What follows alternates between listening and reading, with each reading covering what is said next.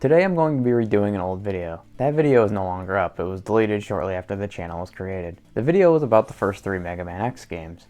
In the video I explained how those games made me a fan of the Mega Man series and why they are some of my most replayed games ever. And since this video is coming out sometime after August 10th, the day I created this channel, I thought let's redo that old video. Since the original video started with me talking about how I got into the series, I guess I'll do the same for this one. Mega Man was a series I knew about but didn't play for myself for the longest time. I was always interested in retro games even when I was a kid, so Mega Man was a series I always wanted to try, but I could never find any of the games when I went to stores. That was until 2016 when I bought a copy of the Mega Man Legacy Collection for the PS4. I played through the first 6 classic Mega Man games. I thought they were good, but there was nothing there that wanted me to play more and become a fan of the series. Even when I played Mega Man 7 and 8 in 2018 when I got the Anniversary Collection, they still didn't grip me. And I think it was because of the gameplay. Mega Man games are known for being very difficult.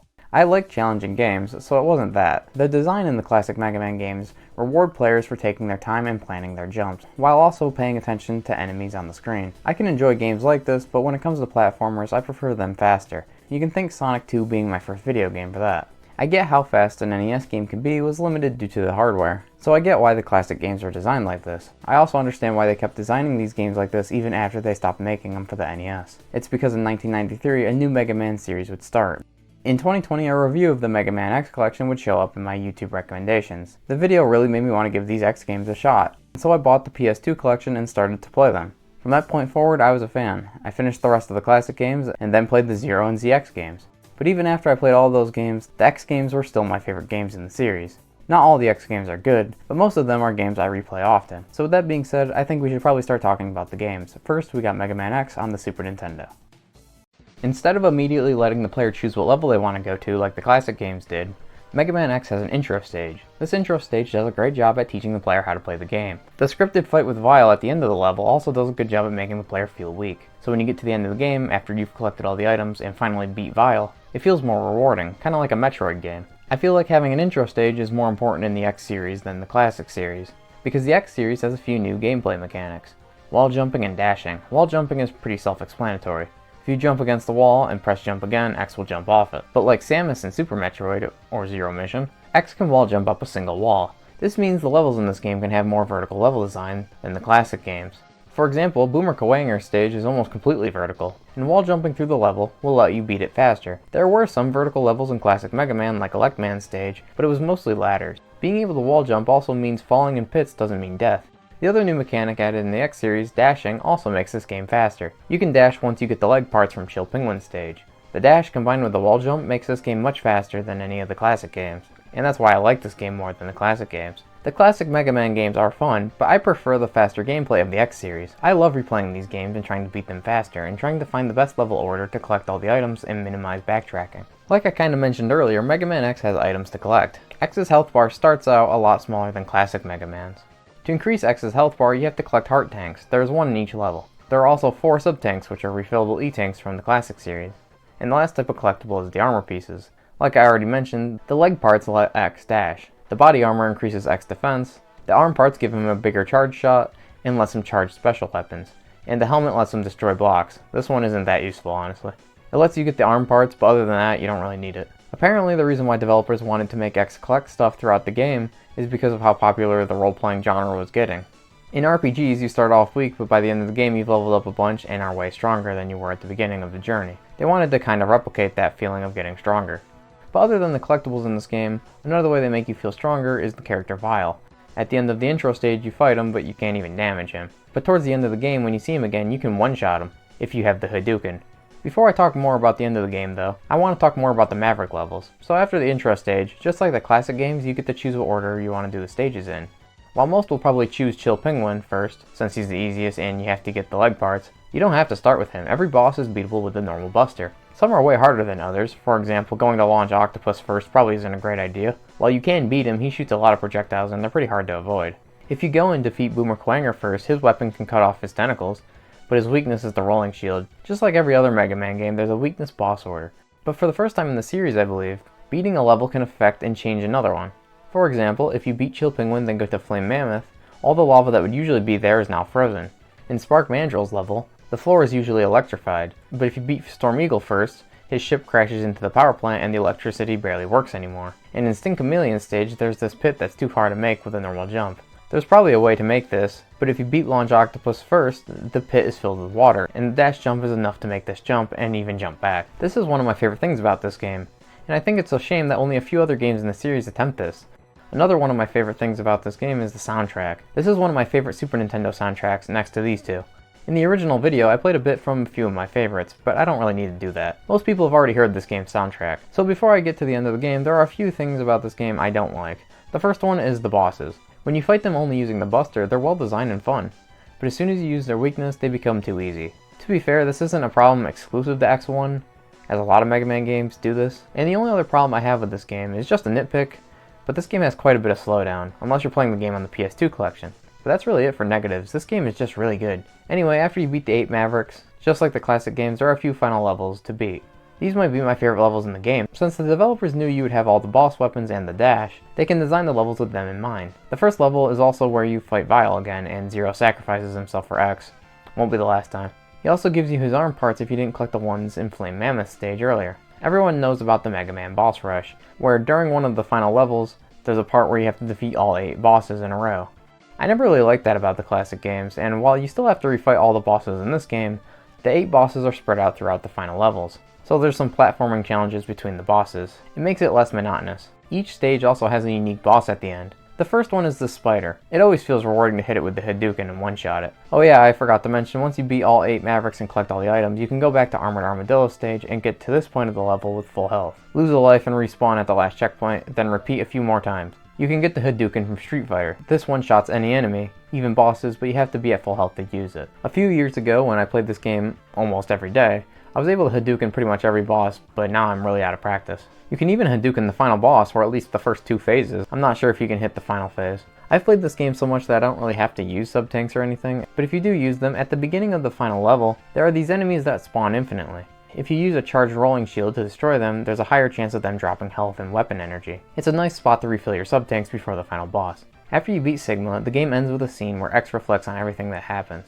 He knows he'll have to fight more in the future, but he wishes there was another way to maintain peace. This game does have a story, but to be honest, I don't really care about the story of these games. I appreciate them trying to tell a story, but by X6 it's a total mess. But I can talk more about that whenever I get to the PS1 games. Anyway, that was Mega Man X, one of my favorite games of all time. And while I don't like the sequel as much, I still think it's a great game. Mega Man X2 takes place a few months after X stops Sigma in the last game. Sometime in between games, X must have lost his armor. Just like the Metroid games, I don't care if we have to collect his upgrades again. But unlike Samus, who has to collect the Varia and Gravity Suit every adventure, X at least gets a new armor set for every game. Even though X doesn't have his armor from the last game, he can still dash without the leg parts. This is a great change. Something I forgot to mention about the intro stage in the last game was it was kind of boring to replay, since you can't just dash through it. The level is still really well designed, and it's fine if you don't play it 3 times in a row like I did. But X2's intro stage flies by in less than a minute, while still teaching the player everything they need to know. Just like the first game, there are 8 levels that you have to play in any order, and once you beat the boss of the level, you get their weapon. But unlike the first game where every weapon had a use, I barely use the boss weapons in this game unless they're needed to get an upgrade. A lot of them are just too slow or don't work well to take out enemies. Another reason why I barely use them is because the second armor is so good in this game. The arm parts, which I usually get pretty early on during my playthroughs, let you shoot 2 charge shots back to back, and they ignore invincibility frames. The leg parts give you an air dash, the body part lets you use the Giga Crush, it destroys everything on screen. I only use it against this boss. And the helmet tells you where secrets are. This sounds useful, but the secret has to be on screen to tell you where it is. You probably won't even need it. The levels are pretty well designed, and we're not at that part of the series where they start putting items on the other side of walls that you're just supposed to know you can go through. So I think as long as you're paying attention, you can probably find all the items. Just like X1, there are 8 heart tanks, 4 sub-tanks, and I already mentioned the armor parts. But there's something else to collect, parts of Zero. So there are these guys called the X-Hunters. They will show up in certain levels. The map on the level select screen shows you where they are. If you find where they are and beat them, they'll give you a part of Zero. You don't have to do this. I actually never do this. The ending barely changes if you don't get them. If you don't collect the parts, then you have to fight Zero before fighting Sigma. Zero is so easy that I honestly just fight him and ignore the X-Hunters. And if you don't fight the X-Hunters during the Maverick stages, then you still have to fight them during the Sigma stages, so I just ignore them until then. The Zero parts are also not needed for this game's secret one-hit kill move. This time, X can get the Shoryuken also from Street Fighter.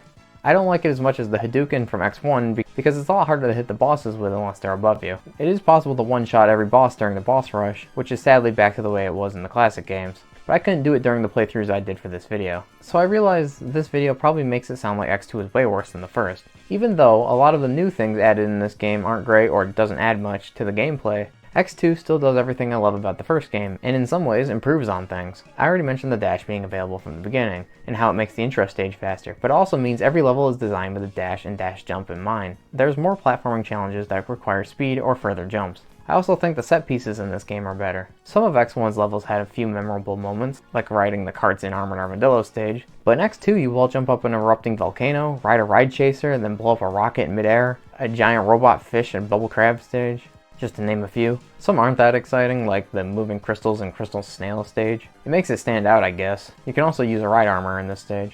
I didn't mention them when I talked about the first game because they only show up in 3 levels, and all they do is punch things. They're pretty much the same in X2, but they have drills on their arms and they can hover for a bit. And the hover is needed to get the heart tank in the crystal snail stage. The item collecting in this game is better than the first in my opinion. If you want to collect every item in X1, you'll have to backtrack to at least one stage no matter what order you do. Or twice if you want to count the Hadouken. In X2 you can get every item without backtracking a single time. And there are a few different orders that let you do this. The Shoryuken is also hidden in one of the Sigma stages. So as long as you can find the hidden route, you don't have to backtrack. After X defeats Sigma again, the ending is very similar to the first game. Except Zero's here now. That's pretty much all I have to say about X2. This part of the video might have sounded negative, and it probably sounded like I think X2 is way worse than the first. And while I do like the first game more, I think both games are really good. It's just some of the changes or additions to X2 didn't add much, and I'm not a big fan of. But everything X2 does well, X1 also did well, so I didn't want to repeat myself about the gameplay being faster or so on.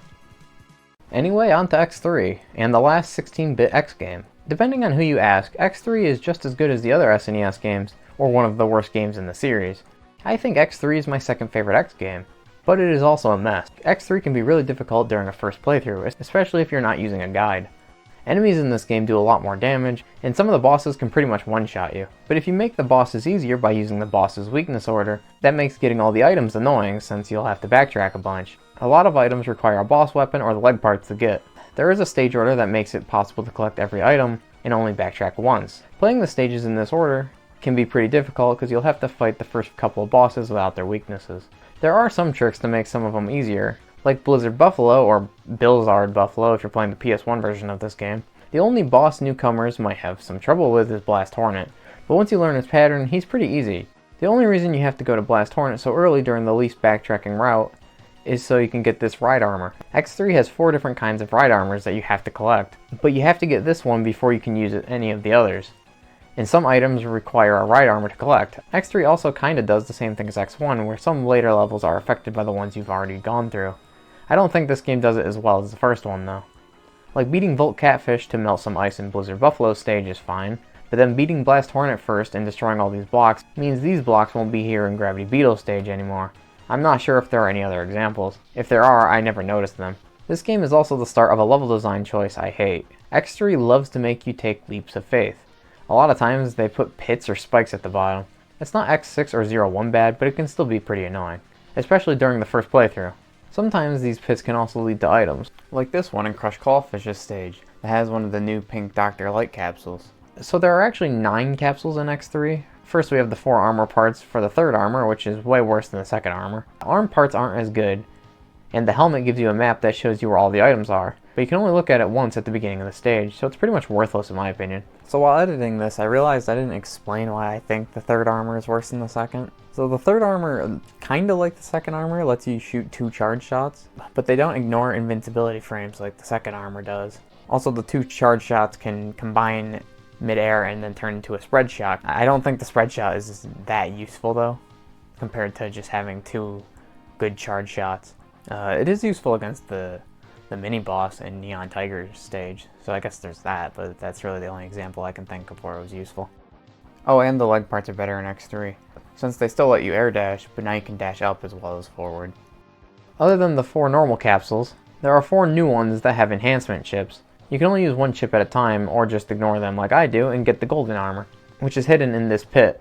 The golden armor lets you use all 4 enhancement chips at once. The golden armor isn't the only endgame secret. You can also get Zero's Saber if you beat this boss as Zero. I forgot to mention it, but you can play as Zero in any level you want now. But if he dies, he's gone and you get the bad ending. Zero also isn't at the end of the game if you get his Z-Saber, but I always get it because it makes the final boss really easy. It doesn't one-shot everything like the Hadouken or Shoryuken from the previous games. It takes 2 hits, but you don't have to be at full health to use it like the others, so I think it's a fair trade-off. I haven't mentioned the special weapons yet, and that's because I barely use them. I only use the weapons that are needed to collect items. And the spinning blade to beat Sigma's first form. The Sigma fight in this game is also known for being really difficult. I think the only reason why people think it's hard is because it isn't clear where you should aim. You would think it's his head, but you actually have to aim for these exhaust pipes. I think that's what those are, at least. Once you beat Sigma, you still aren't done, you have to escape. And depending on if you kept Zero alive, either Zero or Dr. Doppler will sacrifice themselves at the end, and then the game's pretty much over. And then this game pretty much has the same ending as the first two, except this one ends with X wondering if he'll have to fight Zero one day. But that was Mega Man X on the Super Nintendo. These are some of my favorite games ever, even X3. Next time I talk about the X series, it'll be with the PS1 titles.